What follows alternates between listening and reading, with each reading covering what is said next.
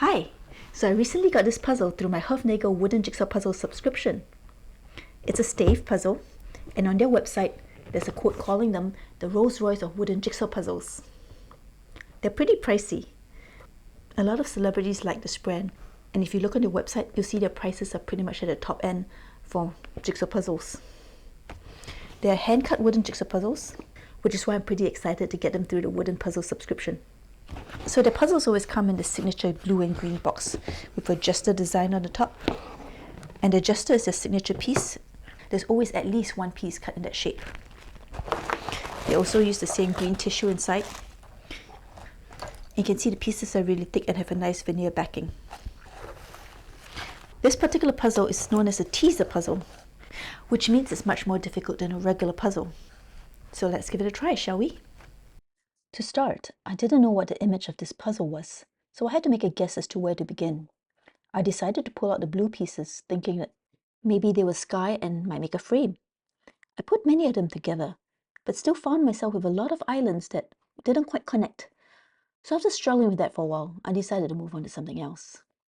There were tons of coloured swirl-shaped pieces that were yellow, purple and orange, but I saw some yellow textured pieces that appeared to have knobs, which looked promising.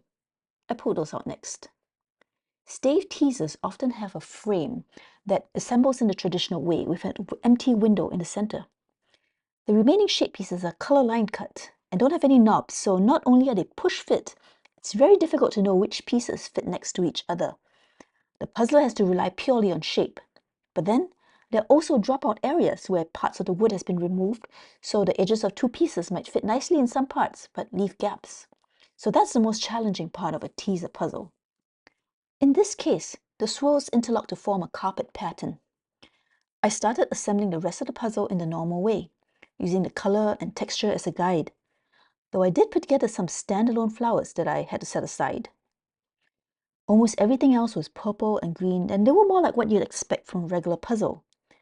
Even though stave puzzles are cut by hand, they're cut very consistently, and sometimes it's deliberately done, so it's quite hard to know which way knobs should fit in.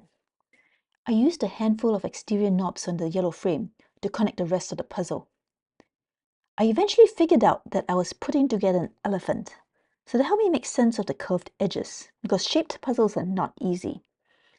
However, parts of it still appeared to be missing, until I realized the giant sunflowers were in the elephant itself and held some of the pieces together. They were cut in such a way that the petals were actually the knobs. Now, it is clear that the three standalone monkeys and the many cloud islands could go around the top part of the puzzle.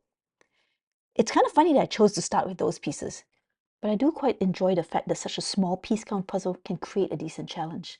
This was less than 200 pieces, and it took me almost an hour to put together. Can you tell where the signature piece goes? Right in the center. Thanks for watching. Please subscribe if you want to see more videos like this one.